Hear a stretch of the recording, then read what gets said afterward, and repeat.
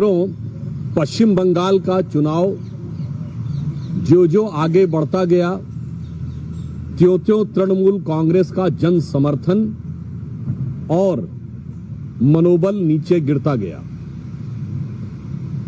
और जैसे ही हिंसा मुक्त और शांतिपूर्ण चुनाव और मतदान संपन्न हो गया तो तृणमूल कांग्रेस के मन की अशांति और बेचैनी बहुत बढ़ गई और जैसे ही एग्जिट पोल के रुझान सामने आए तो ऐसा लगने लगा कि उनका संतुलन भी पूरी तरीके से खोने लगा और देश के इतिहास में पहली बार ऐसा हो रहा है जब किसी ऐसे राज्य में जहां पर की चुनावी हिंसा एक सामान्य और सहज बात हो गई थी, 2018 के पंचायत चुनावों में 75 लोगों की हत्या हुई थी। उस राज्य में यदि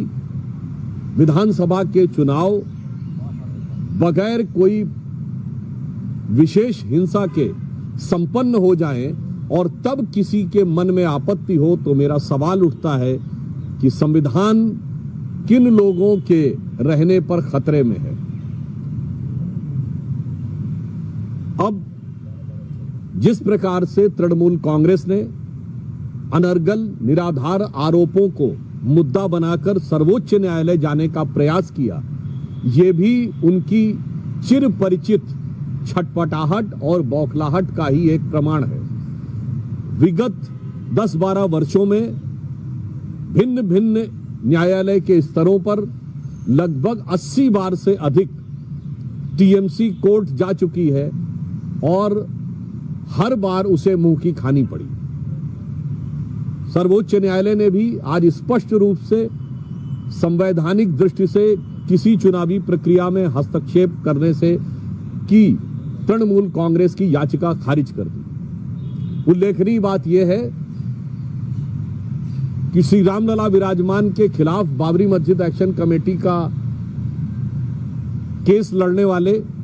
तमाम आतंकवादियों के प्रति सहानुभूति रखने वाले और तृणमूल कांग्रेस के प्रति राजनीतिक रूप से अभिभूत रहने वाले श्री कपिल सिब्बल जी की याचिका आज पूरी तरीके से खारिज कर दी गई। अब उनके मन में जो प्रश्न उठता था कि उनको अमुक केंद्र सरकार के कर्मचारियों पर भरोसा नहीं है, राज्य सरकार के कर्मचारियों पर भरोसा है, तो मैं ममता जी से कहना चाहता हूं आज भरोसे का सवाल आपके खुद के ऊपर है। जब आईपैक के ऊपर रेड हुई तो ये पहली बार ऐसा हुआ जबकि कोई मुख्यमंत्री स्वयं वहां पहुंच गई, अर्थात उनको अपनी पुलिस और अपनी राज्य सरकार की एजेंसी पर भरोसा नहीं था। पॉइंट नंबर 2, वो वहां पर खुद अंदर गई, अर्थात उनको अपने पर्सनल स्टाफ पर भी भरोसा नहीं था। पॉइंट नंबर 3, उन्होंने खुद उठाकर वो हरे रंग की फाइल अपने हाथ में रखी, अर्थात उनको अपने किसी निजी सहयोगी पर भी भरोसा नहीं था। तो जब भरोसा स्वयं तृणमूल कांग्रेस की सरकार को अपनी ही सरकार, अपने कर्मचारियों और अपने ऑफिस पर नहीं है तो यह इसलिए है क्योंकि जनता का भरोसा पूरी तरीके से उठ चुका है। और मेरा ये सवाल है इंडी गठबंधन से और सारी देश की जनता को ध्यान से इस विषय को देखना चाहिए कि जहां पर शांतिपूर्ण मतदान होने पर, हिंसा मुक्त मतदान होने पे, हत्याएं न होने पर किसी को समस्या उत्पन्न हो रही है, इससे बहुत साफ है कि हिंसा, दबाव, भय और आतंक के आधार के ऊपर जो सत्ता बनाने का प्रयास था वह आज पूरी तरीके से भरभराता जा रहा है और संवैधानिक उपकरणों का इस प्रकार से दुरुपयोग करना और संवैधानिक संस्थाओं में बार बार जाकर न्यायालय को इतनी बार जाना, मुझे लगता है कि यह न सिर्फ आपकी राजनीतिक हताशा को दर्शाता है बल्कि यह भी दर्शाता है कि संवैधानिक व्यवस्थाओं में आपकी आस्था नहीं है और उसका आप दुरुपयोग करना चाहते हैं। आज का जो सर्वोच्च न्यायालय का निर्णय है यह संवैधानिक दृष्टि से उपयुक्त और राजनैतिक और नैतिक दृष्टि से तृणमूल कांग्रेस की मंशा के ऊपर एक गहरा गंभीर सवालिया निशान है।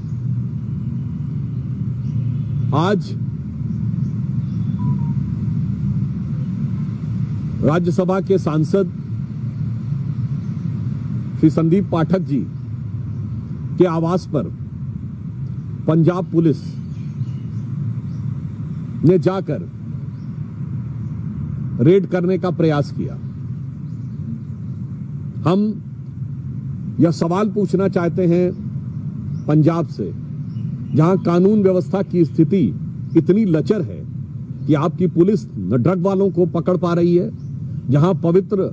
हरमिंदर साहब के गेट के ऊपर भी गोली चल जाती है, जहां पर पुलिस अधिकारियों के कार्यालय पर हमला हो जाता है और वहां पर नियंत्रण न करके आज जिस प्रकार से पाठक जी के आवास पर पंजाब पुलिस ने धावा बोला है, मेरा सवाल केजरीवाल जी से है कि इस तथाकथित नई राजनीति के अलंबरदार यह बताएं